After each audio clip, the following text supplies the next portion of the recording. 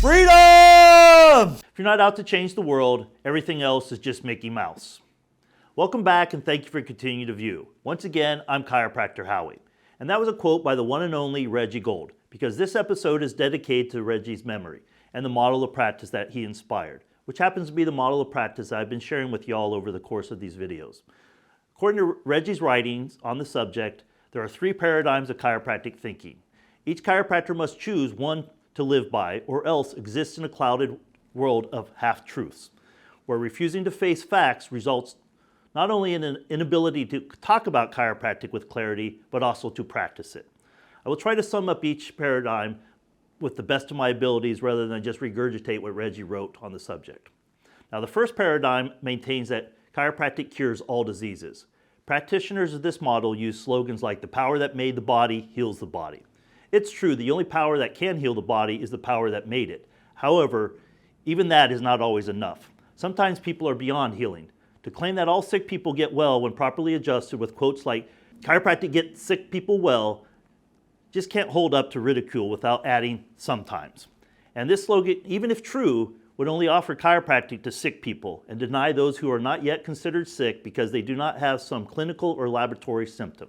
Now, the second paradigm holds that chiropractic gets some sick people well when vertebral subluxation is corrected, but some require medical intervention or adjunct therapy because of the nature of their disease. This paradigm of treating some and referring others sounds logical and caring, and in reality is probably to try to earn the respect of the healthcare community. This paradigm represents the vast majority of the profession.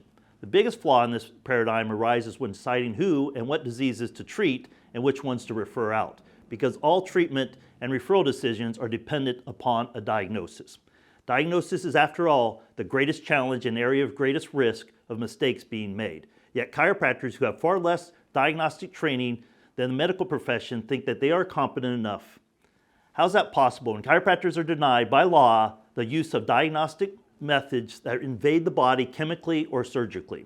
They generally learn diagnosis out of a textbook without ever seeing cases of the diseases they purport to identify. Often they wouldn't even pass national board exams on diagnosis without a crash course before the exams. Some say practicing without proper diagnosis would be dangerous. I suggest that nothing is more dangerous than an incompetent diagnosis. In fact, it's the 3rd leading cause of death in this country, behind cancer and heart disease. Reggie asked these questions in his writing. Was that backache really caused by vertebral subluxation? Or is it perhaps a manifestation of prostate cancer, kidney stones, or referred angina from an impending heart attack? Is that headache caused by a subluxation, or is there an aneurysm at the circle of Willis, or a brain tumor causing the symptom? So how good is the chiropractor's diagnosis? And then Reggie goes on to argue that slogans like "we do not treat the symptoms, we correct the cause." Slogans like this could delay a life-threatening medical emergency. Another point to consider is that while thousands of people go to chiropractors every day, there are millions more staying home with vertebral subluxation because they have no identifiable symptoms. For over 127 years, chiropractors have exposed people to the limited understanding of chiropractic that has resulted from the second paradigm. Reggie goes on to say this about the second paradigm: the treatment of some diseases by adjustment and the referral of the others based upon our diagnostic knowledge is not chiropractic at all. It is the practice of manipulative medicine and is even more dangerous than paradigm 1. Now for the third and final paradigm, which happens to be the paradigm that I practice, and also happens to be the paradigm that the vast majority of the profession does for themselves and their own families, yet neglect to offer the same care to the public. The third paradigm is not based upon a claim to cure all disease, nor an attempt to prejudge which diseases may be cured with the correction of vertebral subluxation. In fact, its intent is not based on the treatment of any diseases at all, and is totally non-therapeutic in its intent and practice. Chiropractic holds that vertebral subluxation, by its very existence, inhibits the body's ability to fully express its inherent potential. Every vertebral subluxation, by definition, includes some alteration of nerve function from perfection to something else. Vertebral subluxation is, at the very least, a change in the body's structure. And every scientist knows that a change in structure must inevitably result in a change in function. Therefore, all vertebral subluxation will result in altered function. In short, people with vertebral subluxation would be better off without them. It does not matter if a subluxated person has a disease or any disease would be better treated by manipulative medicine or some other treatment. The presence or absence of disease is irrelevant. Every human being, sick or well, newborn or aged, regardless of nutrition, exercise, occupation, sex, race, religion, and all the other factors of life, is better off without vertebral subluxation. Is that not why we get our own spines checked and check our own families on a lifetime basis? Not as a treatment, week after week, year after year, decade after decade. Should an infant with a vertebral subluxation but no determinable disease symptoms be left subluxated until symptoms occur? Symptoms are the last stage of malfunction, not the first. By the time symptoms have occurred, years of opportunity to repair have been lost. Why not correct vertebral subluxations when they occur rather than wait for years of damage to produce symptoms? Reggie sums up his writing by saying, the third paradigm of chiropractic practice is the only one that makes sense. It makes so much sense that thousands of chiropractors use it for themselves and their own families. Yet because medical insurance does not pay for it, they do not teach its value to the public at large. We live in a country that spends billions of dollars a year on the treatment of sickness and disease, but precious little on health. Our chiropractic profession is supposed to lead the world into a new and more intelligent way of thinking, not follow the mistakes of the past. Paradigm 3 is not about health and sickness. It's about the realization that vertebral subluxation causes more than just lost health potential. It causes the loss of every human potential. The nerve system is the coordinating system whereby the countless billions of body cells interact in harmony to express mind, body, spirit, emotion, artistic talent, speed, stamina, coordination, and family relations. Vertebral subluxation is a cause of disharmony to this beautiful thing we call life.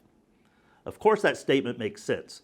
So why isn't every chiropractor practicing it?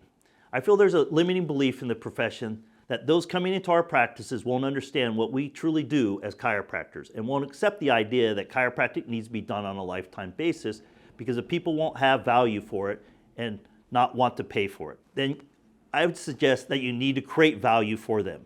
And how do you do that? The first step is understanding that if others in the profession are doing it, then it is possible. Also, if you and your own family are getting checked week after week, year after year, decade after decade, then it's possible. I can tell you firsthand, it is possible because I've been doing it over the last 20 years, and I can tell you it's possible for you. It will require you to work tirelessly on your ability to communicate and sell the idea that chiropractic is something that needs to be done on a lifetime basis, which will require you to work on being the best version of yourself by reading or listening to books on a regular basis. Audible has been one of my best investments in myself over the years. I would also suggest attending programs like Dynamic Essential. I attend Dynamic Essentials 4 times a year and have been doing that for over a decade now. Dr. Sid, who created Dynamic Essentials, understood that serving this thing called chiropractic can beat you down. So he created a program once a quarter for chiropractors to refill their chiropractic bucket and shed some unwanted, unneeded baggage. Probably one of the most important skill sets should be to understand and apply NLP, Neuro-Linguistic Programming, techniques into your education system. And if you currently do not have a proper consultation before starting people under care, that should be your major priority. As I've stated before, without a proper education, there will be no consistency. I know when it comes to practice, you have a choice. Imagine if you took the time to craft your skills to master the ability to communicate this vital message of chiropractic being about a higher quality of life, expression, and needs to be done on a lifetime basis. Would that change your practice life as well as, I'm betting, your home life? Reggie closes his writings with this statement. Paradigms 1 and 2 are about backaches. Paradigm 3 is about life. We can choose to conform to the errors of the past, or we can step proudly to the forefront and lead the way into the future. This reminds me of an analogy I like to share. Now, I've been listening to chiropractors talk from the stage about seeing every man, woman, and child from birth to earth or womb to tomb for over 20 years now. It's a great mission. However, there's something to consider. Say you were the God of gods and you heard a profession professing their mission of seeing every man, woman, and child from birth to earth. Now, that would be a worthy mission to get behind. However, upon further investigation, you discovered that very few were actually taking care of the majority of those they serve, as they did their own family week after week, year after year, decade after decade.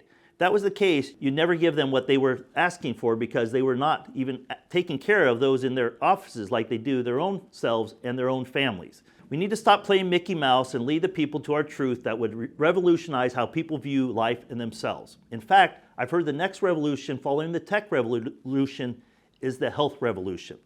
Not to be confused with the sick care model that is currently in place that the majority of the population falls into, but would be more of a vitalistic revolution that is truly concerned with health and being healthy, not just treating symptoms or complaints. It's time for us as a profession to step proudly to the forefront and lead the way into the future. Be part of that change. Go into your communities and educate the masses on the importance and the value of living life free of vertebral subluxation. And when you're able to do that, you will experience practice freedom!